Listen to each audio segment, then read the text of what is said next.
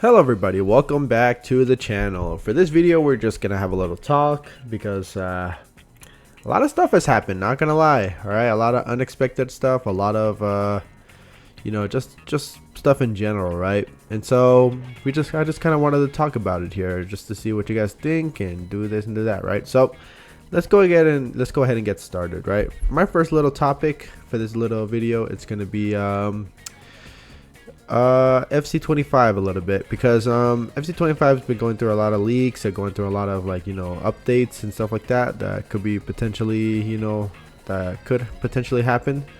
And so one of those topics of conversation is the evolutions, stuff like that.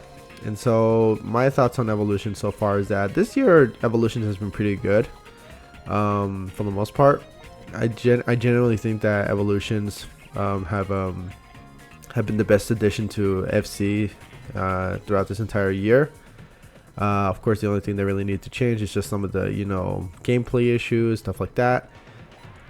And apparently for FC25 they're gonna have a big update in which evolutions will now be more broad, more non-player specific, or at the very least the requirements will be a lot more lenient. So that's always a plus. And of course the other biggest plus is that the evolutions will possibly have more than multiple. You can actually evolve multiple players at once, which is a really good thing. I hope that's a thing, so we'll see what happens there.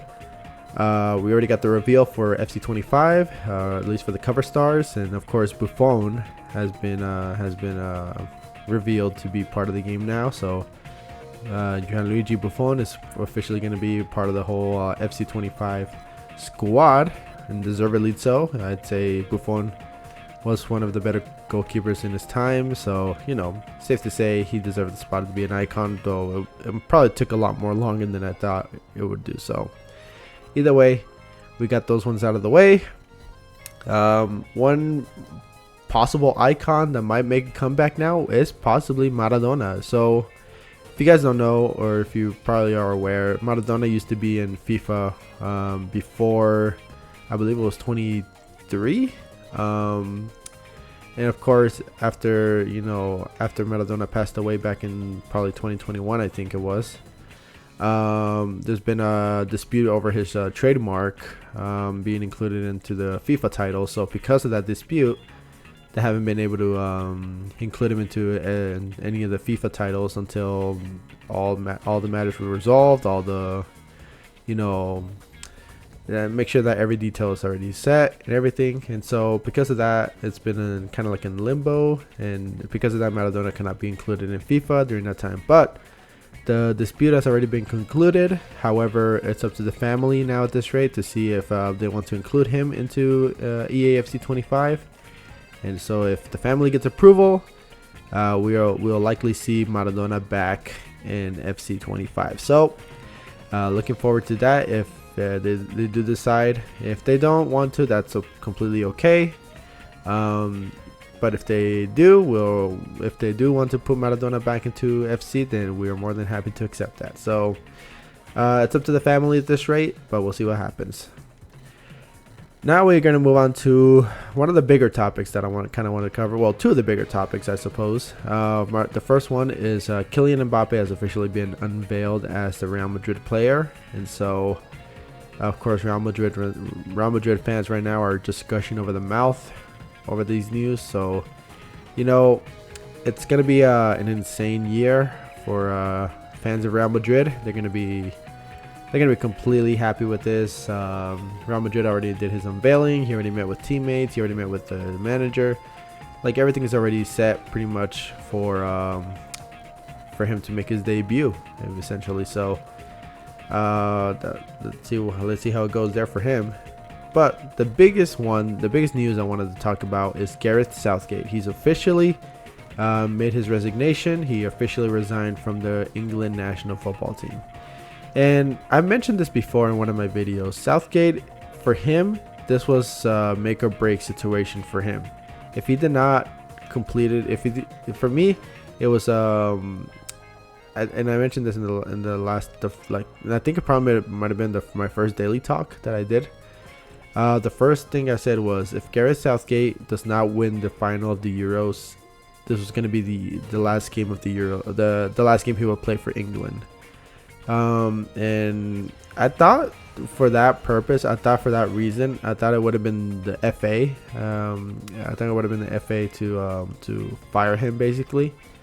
But they actually were deciding to keep him. They actually didn't want to keep him into the squad, but Gareth Southgate took it for he himself decided to say like, no, you know what, it's fine, I'm just gonna leave. And look, Gareth Southgate, for what it's worth, he was a decent manager, but the thing is that with his current structure, it was not gonna work, like not at all. Like, and this is the funny thing about English fans, right? I was watching just the complete roller coaster of emotions from English fans when they were discussing Gareth Southgate.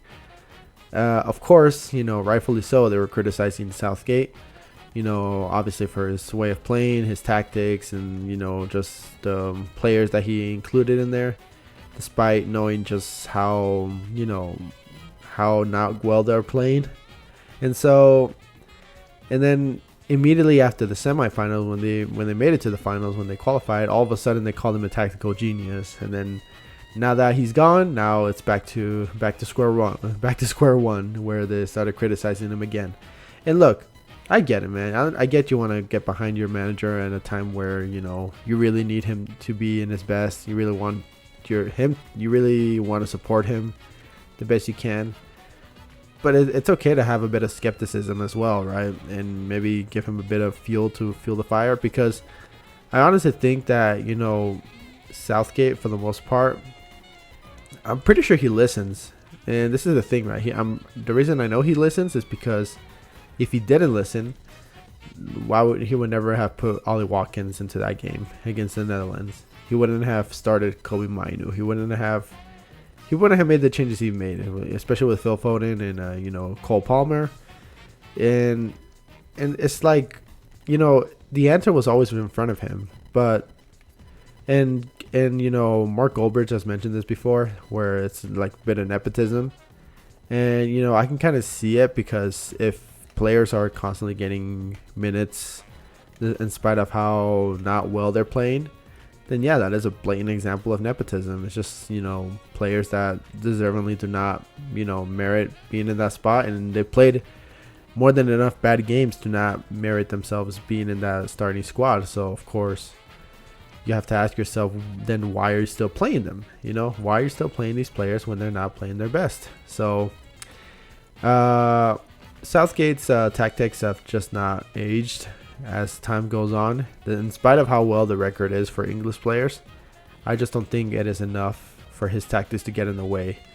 And so now there's going to be a search for a new English manager, and we'll see if they manage to find one within hopefully this year, because this year the Euros is already over, right? But they need to find the manager quick, fast. They need to find someone, because at this rate, they won't be able to make it in time for the World Cup, which is going to be in 2 years.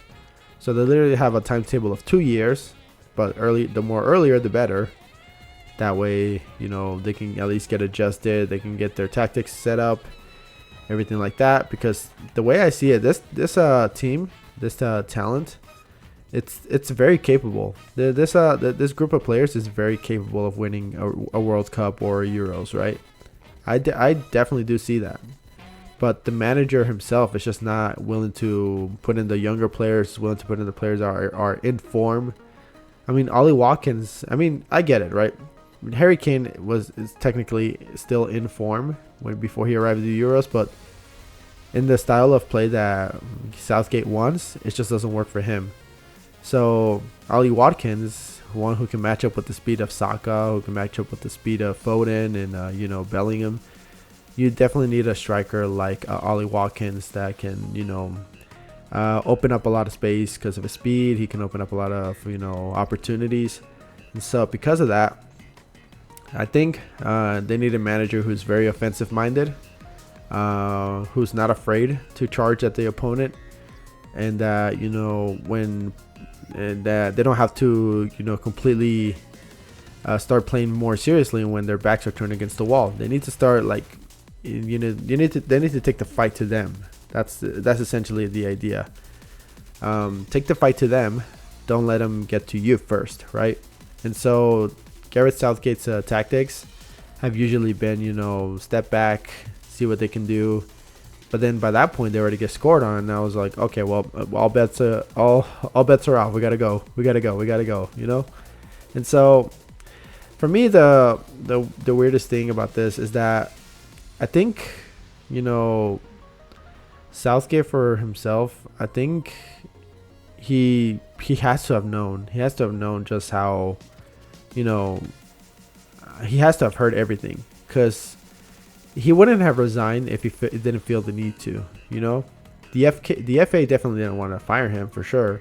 They were gonna keep him, but is Southgate just giving up because he feels like he finally realized that he's not the right manager for the job, or does he genuinely think that maybe I'll just listen to what people have said, and then I'll just take my leave, right? And I understand some people getting upset about the departure of Southgate, especially with 2 years remaining on the timetable before the World Cup. But I do think that either way, this is probably for the best, because I don't think people are willing to wait another 2 years just to see if Southgate will do the same thing again. I think change is inevitable. Change is gonna happen. So either way, you're going to have a timetable of 2 years, because either way, you're going to have to get ready for the Euros, you have to get ready for the World Cup, you have to get ready for this, you got to get ready for that. And so either way, it's not like I don't think Southgate was it's just gone because the FA wanted to or anything like that. I think he genuinely just heard the people and was like, okay, fine, I'll just leave it to you guys then. I'm just gonna take my leave, and I'll see you guys somewhere. I don't know. Maybe he might manage a club or something. Who knows?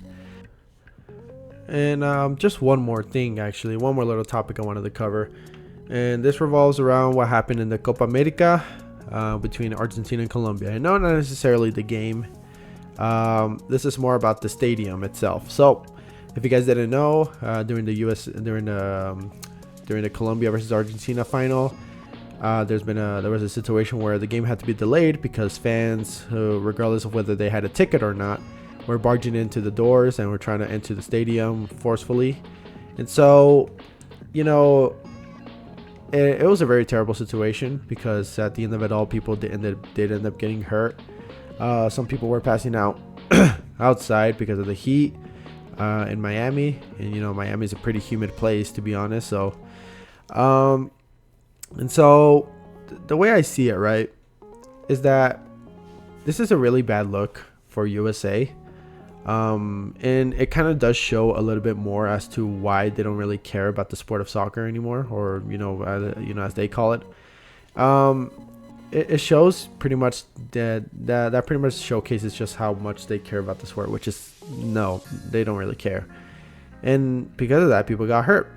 So Hard Rock Stadium is one of the stadiums in Miami, Florida, that hosted the final for the Copa America, right? But they're also going to be hosting some of the World Cup matches later down the day, or at least later down the years. In the next 2 years, that's gonna be one of the stadiums that's gonna host World Cup matches. And so I thinking to myself, like, if we can't even handle Colombians and Argentinians, because they couldn't even handle the Colombians coming into the stadium, how are they gonna handle any other nation that they're gonna really want to watch their nation play in the World Cup in 2 years' time? Like, this is not a good look for USA, because it really showcases just how much they give less of a crap about the entire sport. And so, because you can manage putting into like stadium fans to go watch the Super Bowl or an NBA final, or even a Stanley Cup for all we know, even World Series. But for some reason at a Copa America final, you couldn't find it in yourself to control, people to just line up in a single row line and have them to scan. Like, people paid thousands of dollars to be in this final. Some of them paid $1,000, some of them paid $2,000. It's like, it's not a very cheap option to just go watch the game there, in person. But at the very least, you can manage, just putting in, some kind of like some decent amount of security to make sure that they don't barge in and freaking cause destruction and everything. And so it's definitely not a good look for USA, considering that they also have to host a World Cup in 2 years. And so they really need to up their game. They really need to up their security by the time, World Cup comes around, because this is going to be, it's going to be intense. And you're going to need a lot of security to keep them in check, because you couldn't even keep him at hold. You couldn't hold him while they were still like in there. Some people were literally climbing some of the like structures to just get into like the bridge to go up to some of the railings. Some people were literally just like becoming Among Us characters by venting. I'm just like, dude, like how massively bad do you have to be at your job and like controlling the fans if they've gone to the point of literally going through the ventilation system in your stadium just to go watch a football game? It's insane, right? And I get it, right? Like, you want to watch your football game, you want to watch your idols, you want to watch your nation, right? But if you don't have a ticket, just don't come. It's as simple as that, right? If you don't have your ticket, just don't bother, because you do a lot of harm to the people who do have a ticket. You do a lot of harms to people who generally just want to watch the game and just enjoy themselves. Because I'm pretty sure majority of the fans who just went over there to watch the game, they're very selfish for what they did, right? They take away the enjoyment of the children who wanted to go watch their idol play. This is the kind of experience that will probably scar a lot of kids. They'll probably scar a lot of kids from ever wanting to watch a game, especially when the World Cup is 2 years away. A lot of these kids, myself, and even like adults or young adults like myself, you always dream about the opportunity to go watch a World Cup game, right? And you think to yourself, like, yeah, I would love to go watch a World Cup game. Who wouldn't, right? Well, now that people have seen how well they managed the stadiums for a Copa America final, and for the better part, even controlling, family members and stuff like that during like any other games, especially because, in the Colombia-Uruguay match, Colombian fans were fighting against, Uruguayan fans, and they turned out to be the family of Darwin Nunez, and so Darwin Nunez literally had to go up there and try to fight them too. And so, like, if you can't keep these people in check, like the fans and everything, then I don't know, man. I might not want to go just for my own safety, at this rate. As much as I want to go, I'll just go to a Japan match, to be honest. At least the Japanese fans are cool, I guess. But yeah, no, like, it's just embarrassing. Even as myself, like, I am an American, and so I have, I do actively try to, push, people to enjoy football as much as they want to, because it is a big sport. But, we're such an enclosed bubble that we don't really care for other sports other than the ones we've created, like basketball, football, American football, baseball. And so, like, I've gone to the point where, it's safe to say that, the US really has their priorities mixed up. And so they really need to start changing that, They really need to start adjusting to that, because at this rate, the World Cup is going to be a disaster. And we're never going to host a World Cup ever again if it becomes a disaster. So we absolutely cannot let that happen, right? If these people really care about money and stuff like that, because I know the America does, I'm telling you this, they really, really, really need to care for this tournament, because this is going to be their biggest money maker. And if they mess it up, well, there goes their biggest money maker. Football is a big money maker, not going to lie, right? You want to talk about money? There you go. There's your incentive. Care for this sport, because this sport is huge. And if you don't let it be huge, well, man, damn, we're gonna be screwed as for economy to come, right? Whoever the president may be, I don't really care who. They better prioritize the sport for what it's worth, right? Any lawmakers, stuff like that, they really need to get their they need to get their act together. Seriously. Well, with that being said, guys, if you guys enjoyed this little talk, let me know. Let me know what you guys think about the whole situation. Gareth Southgate, Copa America, Maradona coming back to FC25, Kylian Mbappe being unveiled to Real Madrid. Let me know. So yeah, I'll see you guys later. See ya.